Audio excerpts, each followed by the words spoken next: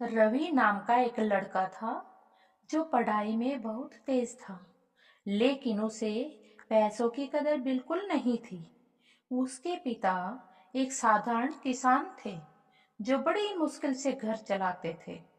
रवि को जब भी पैसे चाहिए होते थे तो वह बिना सोचे समझे अपने पिताजी से मांग लेता था और खर्च कर देता था। एक दिन उसके पिता ने उसे एक सबक सिखाने की ठानी। उन्होंने रवि से कहा, अगर तुम्हें आज रात खाना चाहिए तो 1 रुपया कमाकर लेकर आना पड़ेगा। रवि ने इसे मजाक समझा और अपनी माँ से चुपके से 1 रुपया ले लिया और अपने पिता के हाथ में थमा दिया। पिता मुस्कुराए और वह सिक्का नदी में फेंक दिया। अगले दिन पिता ने फिर से यही शर्त रखी। इस बार रवि ने अपनी बहन से रुपया ले लिया, लेकिन पिता ने फिर से उसे नदी में फेंक दिया।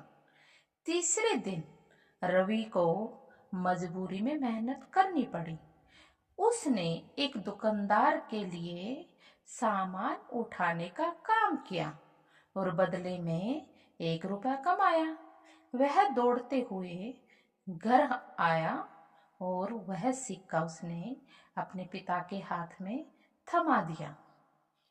पिता ने हमेशा की तरह उसे नदी में फेंकने के लिए कहा, लेकिन इस बार रवि ने सिक्का कसकर पकड़ लिया और रोते हुए बोला, पिताजी पिताजी, ये रुपया मैंने अपनी मेहनत से कमाया है, इसे मैं नदी में नहीं फेंकने दूंगा। पिता मुस्कुराए और बोले, यही सीख मैं तुम्हें देना चाहता था बेटा। जो धन मेहनत से कमाया जाता है उसकी असली कीमत जब हम खुद कमाते हैं तब ही पता चलती है। तो दोस्तों, इस कहानी से हमें यह सीख मिलती है कि मेहनत से कमाए गए पैसे की असली कीमत जरूर होती है।